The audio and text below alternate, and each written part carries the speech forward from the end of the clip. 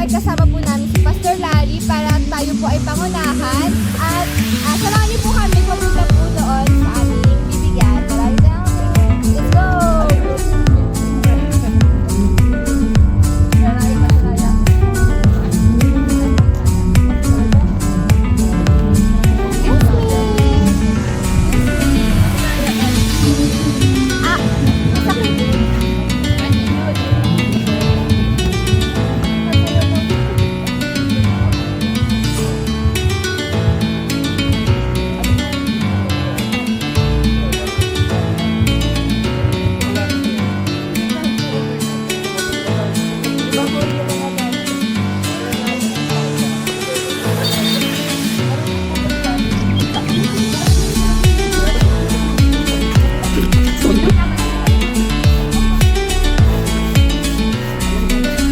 Sige.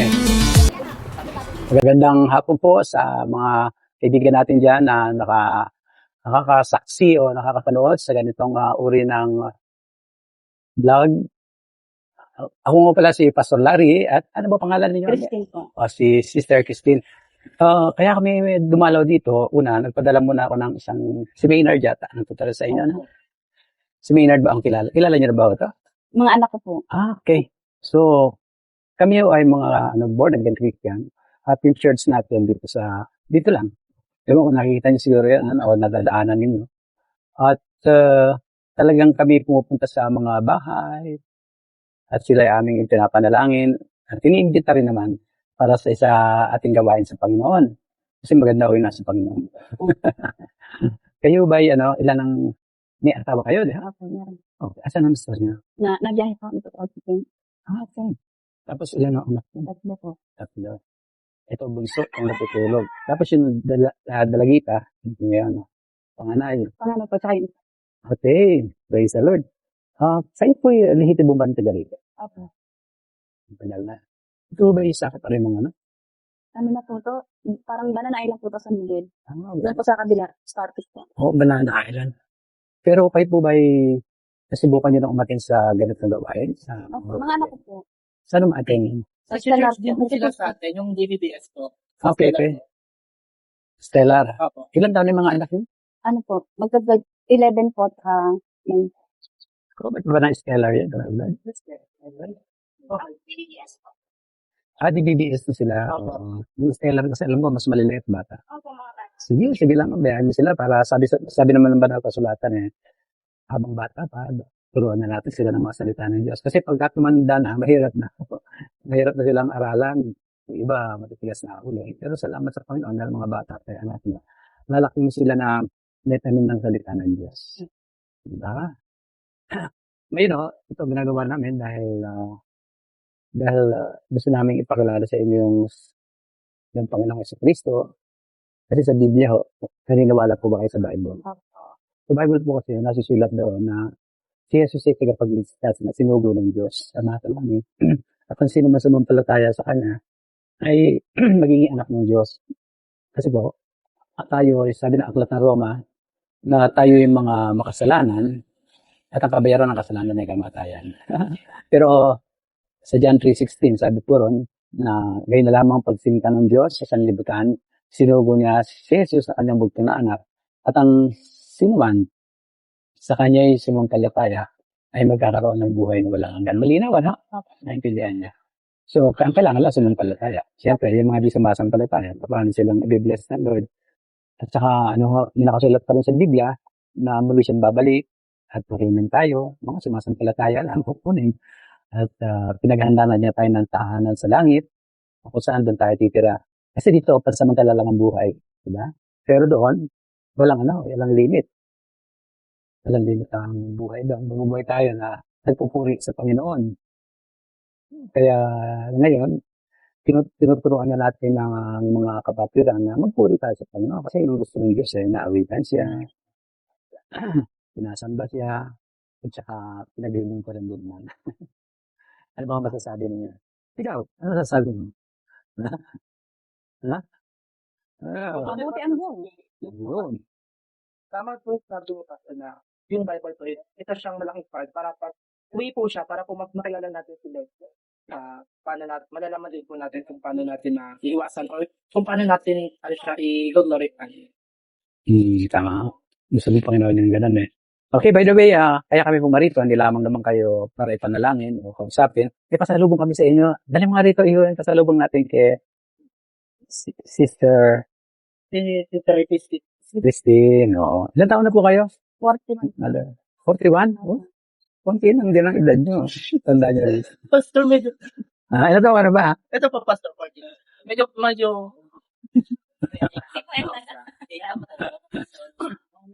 Biro lang. Yan o, may konti kayong buhayan na mula sa Panginoon. Ginagawa ko namin yan, effort namin, para maging kaibigan kami ng mga nakarapanayan namin. Hindi lang ganon, kaibigan pa, at kung sa spiritual lamang mo, kailan namin kayo matulungan.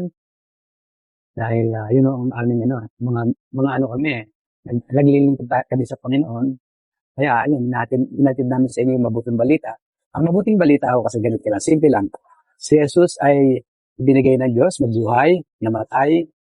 After 3 days, nabuhay siya mula sa kamatayan, umakyat sa langit at muling babalik para tayo ay pagsama sa kaharian niya sa langit. Okay? Ano lang nyo? So, ang gospel po ay simple lang. Yun lang ang, at saka ang isa pang pinag-uutos ng Panginoon, yung gusto niya, humayo tayo, maglingkod tayo sa Kanya, para maraming kaluluwa tayo maakay sa kaharian ng Diyos. Kasi dalawa lang naman kasi ang sinasabi sa Biblia, di ba? Kung tatanggapin siya bilang Panginoon tagapagligtas, kasama ka sa langit.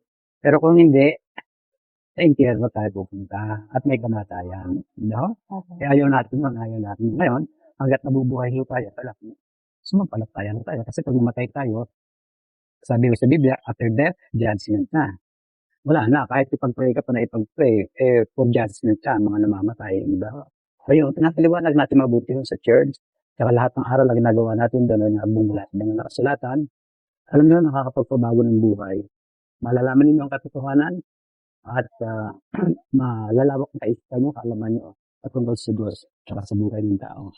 Kaya, ayun. Ayan. Okay, so ito ho ay bigas at saka meron tayong dalang mga tinatabi tayo. Actually, Ay, hawak sa lahat. Mag-ingat ka dyan. May tatalan siya dyan pag nakuryente ka. Mag-ingat. Sige, hindi na namin napakahabaan. by the way po, is yan. po namin yung page po namin na sa Fairbanks po. Pwede po kayo mag-subscribe po dito. Mapapanood rin po yung ano niyo po dyan kapag I-upload doon natin ito sa YouTube. Sa sa YouTube. YouTube. Sige, sabi ko, i-upload din sa Facebook eh. Sana i-upload din sa Facebook para makita pa ng iba. No? May cellphone po ba kayo? Oo, yun. I-ano nyo lang dito. Ano ba tawag dito? Scan po. I-scan nyo lang dito. O Mahirap po. QR, no? QR tawag po rin. I-scan nyo lang. Lalabas na, di ba? Nasubukan mo na ba? Yes po. Talaga? Hindi, nakita mo ako sa lumabas. Yun o, scan nyo lang. Ang pangalan po ng vlog natin ay at the servant _Jesus. Okay? So, in short, the servants, mga lingkod, parang gano'n, o mga Samaritano. Yan. At ngayon, kami po ay may gawain dito. Yung linggo may gawain kami, regular o yun. Pero meron din kami mga event. Halimbawa, pag merong mga DDDS, standing yan. Babagay niyo yan. Para po siya sa mga kids. Yung katad po ng Stella, para po sa anak niyo. Tapos yung service po, every Sunday po na 9:30 AM po hanggang 11 po. Oo. Pwede po kayong pumunta po doon. Oo. Sama-sama tayo ron. Sana ay makakayin kayo ng Panginoon doon. Ano? Para, ano. Dito may church din dito. Hindi ba kayo nakakatulong din? Ang mga anak ko po makakapag-church. Kaya lang po, hindi po ako makakaano. Gawa ko ng anak ko na dito. Hyper po. Wala Ano? po mag-aalaga. Ano Hyper po siya. hyper. Gusto niya ko man po mag-church. Hindi po ako makakapag-church. Gawa Ano ko. ba siya? Hyper. Siyempre, pag hyper, Ay, maulo, meron po kami malikot. ano po sa kids po. Ilang taon na po siya? Pwede po siya sa kids po. Every Sunday din po. Pag nag-start na po yung service, pwede po silang akit sa taas din. May mga teachers din po na magbabantay sa kanila. Saka po magtuturo. So, hindi nyo na po pupunahin yung And sila din sila. yes po. Five So, to 5 to 12. 12. Kaya, pwede po sila lahat. Kinukuha, ay mga bata ko kasi kinukuha ng mga teacher pagka ma-word of God na naakyat sila doon sa second floor may nagbabantay sa kanila ron, nakasara yun, naka-aircon, tapos may mga kukuha sila. May ginagawa sila ng busy sila. Turuan po sa May mga kasama sila activities. po, Bible verse po. Sino ba teacher dito? At ako po, Oh, yes, sa mga si teacher. Teacher Lily po, si Teacher India. Hindi, ayan, mga magagaling natin, mga ano yan, nagsasaliksik sa encyclopedia. May encyclopedia tayo ron, di ba? Ano yun, 24 volumes. Okay, so, salamat po at kayo nakapanayam namin. Basta, pagka kailangan nyo kami, pwede kayo magsabi. Dating kami. Thank you din po. Lalo-lalo na pagka kailangan nyo ng cash, si Maynardo, bigyan kayo. Message niyo po ako para po makausap natin si Pastor. Sige, sino ang magpe-pray? Riri, liga, Riri. Si Lily po. Riri, ito ang isa sa guro natin. Magpe-pray. Riri, liga dito para makita ka sa magandang dalaga po yan. At siya magpe-pray sa inyo. Ha? Teka muna, bago mo siya ipag-pray, natanggap niyo naman sa puso niyo, gusto tulungan ko kayo. Sililid po kayo sa prayer. Pwede rin po. Sige, magpe-pray ako, pagkatapos susunod kayo sa akin. Dalangin. Sige, ulitin ko, sinugo ng Panginoon si Jesus para sa atin dahil tayo makasalanan at ang kabayaran ng kasalanan ay kamatayan. Diba? Ngayon, ang kailangan natin, yung assurance of salvation na kay Jesus Christ lang. Kasi pagka hindi nyo tinanggap si Jesus, hindi ho nanakot ang salita ng Diyos, totoo, mapapahamak tayo sa dagat-dagat apoy. Ayaw natin mangyari yun, di ba? Kaya tayo, kasi pag tayo, kahit putikan niya, pinapasok namin, kahit ano pa yan, basta, siyempre, mga tao, kinakausap namin, pinapaliwanag namin. Okay? So, buksan po niyo yung puso niyo, sabi sa Revelation 3:20, kumakatok ang Panginoon, kumakatok ako, sabi ni Jesus, sa tuntuan ng puso. Ibig sabihin noon, sa buhay niyo, kumakatok siya ngayon, kaya kami sinugo dito. At kung papapasukin ninyo ang Panginoon, siya papasok at kasama ang kakain sa inyo. Ibig sabihin, no, sa buhay niyo, kasama niyo na ang Panginoon. Kasama niyo siya. Okay? Sige, manalangin ko tayo. Sister Christy. Christine po. Christine. Okay, hawak ko tayong kamay para manalangin tayo sa Panginoon. Sumunod kayo. Duko kayo na, yumuko po kayo para maipikit ninyo yung mata. Manalangin tayo. Panginoong Jesus, salamat po sa kaligtasan na ibinibigay na. Kaligtasan ay bibigay niyo. Pinubuksan po ang pintuan ng aking puso. Pinubuksan po ang pintuan ng aking puso. Pumasok pa, Pumasok ka. manahan ka. Manahan ka. Patawarin po ako sa aking aking kasalanan. Patawarin po ako sa aking mga kasalanan. Linisin mo po ako ng iyong banal na dugo. Linisin po ako. Itala niyo po ang aking pangalan. Salang Itala niyo po ang aking pangalan. Sa aklat ng buhay sa langit. sa aking buhay sa langit. Mula ngayon, Wala nang galing. kayo na aking Panginoon. Kaya aking Kayo ang aking tagapagligtas. kaya aking pagligtas. Salamat po Salamat po. sa pangako niyong buhay na walang hanggan. Pang buhay na walang hanggan. Sa pangalan ni Jesus. Sa pangalan ni Jesus. Naniniwala ako Naniniwala ako na ako ngayon na ako ngayon ay anak ng Diyos. ay anak ng Diyos. Salamat sa inyong pangako Salamat sa inyong pangako sa buhay na walang hanggan. sa buhay na walang hanggan. In Jesus' name, In Jesus' name. Amen. Okay, Riri, halika na. Kung na si Christine. sige, pikit ulit tayo. Lehans nyo dito si mga anak, lehans nyo yung kamay nito na. Pag-pray lang po namin tayo. And since bigay ko na ito sa aming kapatid sa iyong anak Panginoon. Amen, amen. Sa buhay ko, that year, Amen. salamat Panginoon kasi hindi nakapahagi niya ng iyong salita. Siya nga po. Kaya siya ang aming dalita. Siya nga po, Panginoon. Sa iyo po, sister ko po. So, Amen, amen. kailangan na ito ang kanyang mga paa para Magandalo. Siya nga po. Siya nga po. nakadap kami Panginoon. Ura baka na yaraw. So, lamang ako kung Siya nga po. aming Naipahagi. buhay na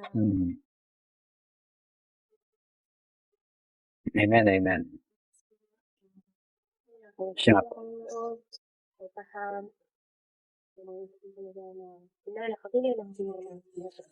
Yes, Lord. Yes, Jesus. Sa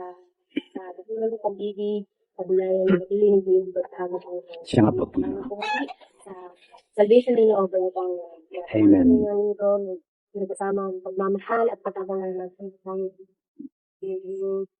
Pangalan ni Jesus. Amen. Amen. Praise the Lord.